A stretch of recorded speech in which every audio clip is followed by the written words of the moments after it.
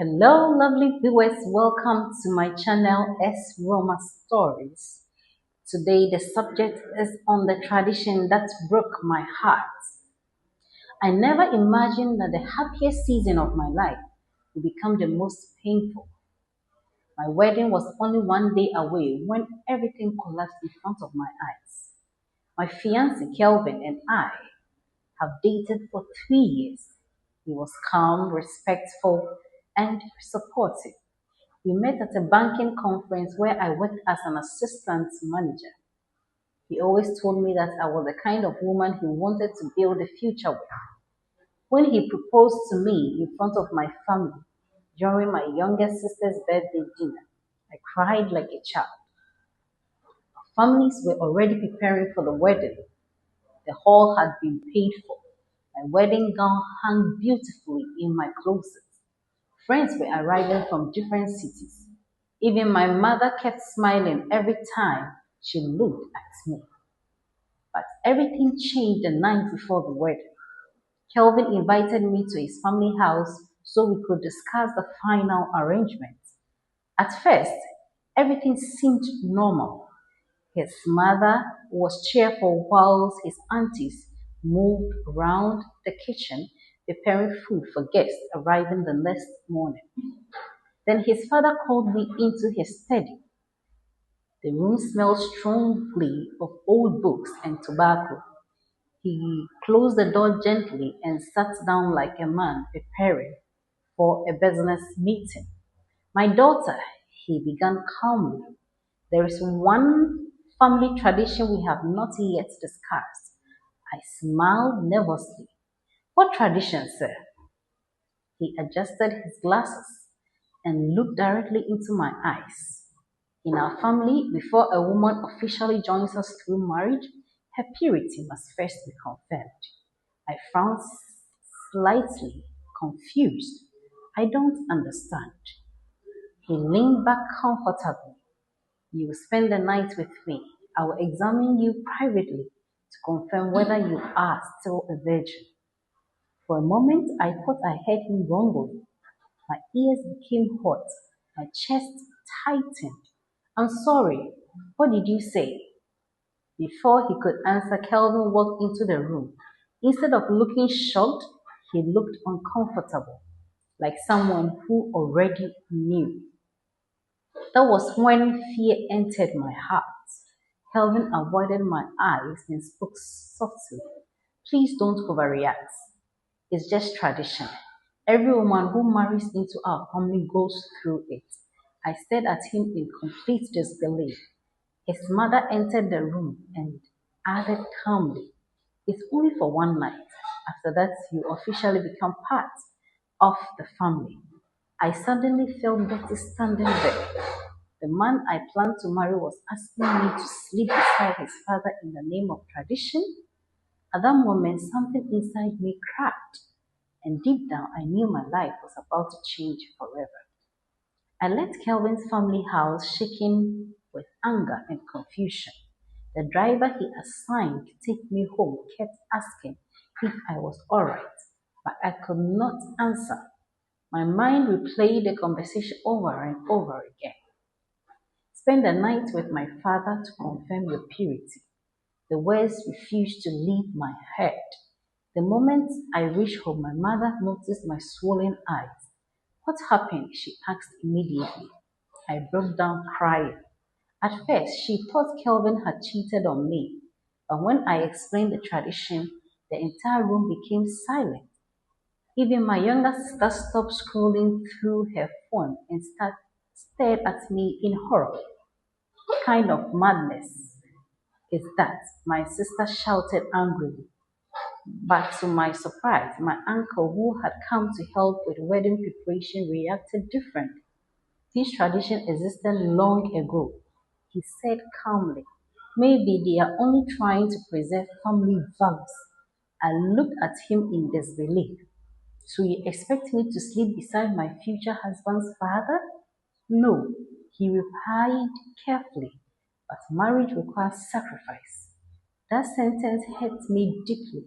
The next morning, Kelvin arrived at our house with flowers. and expensive bracelets. He begged to speak with me privately. I know it sounds bad, he said softly, but nothing inappropriate will happen. Then why should I do it? I snapped.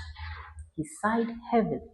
My fathers believed a man should never marry a woman whose history is unknown. I folded my arms tightly. So you don't trust me? It's not about trust, he answered quickly. It's about respecting our culture. I looked at the man I love and suddenly realized I barely knew him. Then he said something that completely changed the situation. If you refuse, my father may cancel the wedding himself. That statement felt like emotional blackmail. I stared at the wedding invitation cards stacked neatly on the table beside us. Thousands had already been sent. Guests were arriving. Social media posts were everywhere. For a brief moment, I considered agreeing just to avoid public embarrassment. But later that evening, something unexpected happened. Kelvin's cousin secretly called me, and what she revealed about the tradition made my blood run cold. Kelvin's cousin, Miriam, asked me to meet her secretly at a small restaurant near the outskirts of town. Her voice over the phone sounded nervous. Please don't tell anyone I contacted you, she warned. When I arrived, she kept looking around anxiously before speaking. You are not the first bride this happened to, she whispered. A cold chill ran through my body. What do you mean? She lowered her voice further. Kelvin's father had used this tradition for years to control women entering the family. I felt sick immediately. Miriam explained that many women before me had been pressured into accepting the so-called purity test. Some refused and their weddings were cancelled. Others agreed because they feared shame and humiliation. Then she revealed something even worse. One woman tried reporting him years ago. She said quietly, but the family silenced everything. My stomach tightened painfully. What happened to her? She disappeared from the relationship completely and moved abroad. I could barely breathe. For the first time, I realized that this tradition was not cultural pride. It was manipulation hidden behind the word tradition. That evening, I confronted Kelvin again. This time, I demanded honesty. Has your father ever touched any of these women? I asked directly. Kelvin remained silent. Answer me. He rubbed his forehead nervously. I honestly don't know everything, he admitted. But no woman had ever complained publicly. I laughed bitterly because they were afraid. Then his phone rang. It was his father. The moment Kelvin answered, I heard shouting from the other side. She must obey. His father yelled loudly enough for me to hear. That was the moment my fear disappeared completely. Anger replaced it. I suddenly realized I was preparing to marry into a family where women were treated like property. That night I sat alone in my apartment staring at my wedding dress hanging near the mirror. I remembered how excited I felt when I bought it, but now it no longer looked beautiful to me. It looked like a trap. And before sunrise, I made the hardest decision of my life. I decided the wedding would not happen. The morning of the wedding arrived with chaos. Guests filled the hotel ballroom. Musicians were setting up instruments. Makeup artists kept calling my phone repeatedly because I had not arrived at the bridal suite. Meanwhile, I sat quietly in my apartment wearing simple jeans and a white shirt. My mother sat beside me silently. Are you sure about this? She asked gently.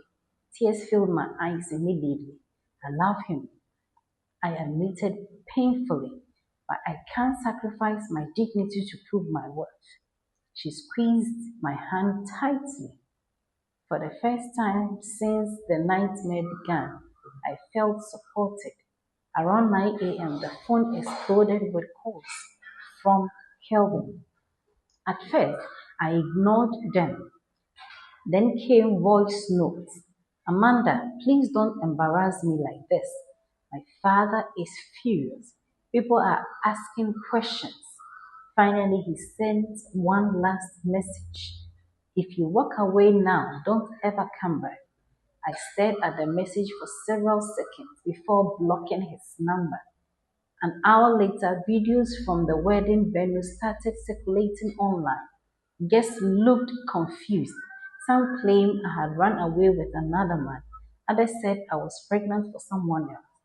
Nobody knew the truth. Then something unexpected happened. Miriam posted anonymously online about the family disturbing tradition. Within hours, the story spread rapidly. Women began sharing similar experiences from different communities. Radio stations discussed harmful traditions disguised as culture. Human rights groups even joined the discussion and conversation. By evening, Kelvin's family became the center of public outrage. His father released angry statements denying everything, but the damage had already been done. Late that night, Kelvin came to my apartment unexpectedly. For the first time since I met him, he looked broken. "You destroyed my family," he said quietly. I looked straight into his eyes. "No," I replied calmly. "Your family destroyed itself the moment they believed humiliation was tradition." He stood silently for a long time before walking away, and that was the last time I ever saw him. 3 months after the cancelled wedding, my life slowly began changing. At first, the gossip was unbearable. Some people called me disrespectful. Others claimed modern women hated culture. Even a few relatives stopped talking to me completely. But something surprisingly also happened. Women began reaching out to me privately. Some shared painful stories of tradition they were forced to endure in silence. Others thanked me for refusing to submit to something degraded. One message touched me deeply. "You gave me courage to leave an abusive engagement," a woman wrote. I cried after reading it. For weeks, I attended therapy because the entire experience affected me emotionally. I struggled with trust and constantly blamed myself for not seeing the warning signs earlier. But my therapist told me something powerful. Love should never demand humiliation as proof of loyalty. This sentence stayed with me. Eventually, I returned fully to work and focused on rebuilding myself. I traveled more, spent time with family, and slowly rediscovered my happiness. One afternoon, while having lunch with a friend, I learned that Kelvin had moved to another city with his family after the public backlash damaged their reputation badly. Oddly enough, I felt no hatred anymore, only relief. Sometimes I still might imagine that what could have happened if I had ignored my instinct and gone through with the marriage. That thought alone terrifies me. Today, I'm still unmarried, but I'm peaceful. And honestly, peace is worth far more than any wedding ceremony. If there's one thing I learned from this experience, it is any tradition that steals your dignity is not worth protecting.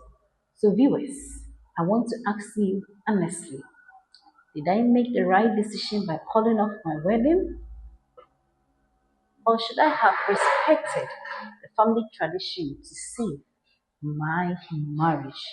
Share your thoughts and views in the comment section. Thank you.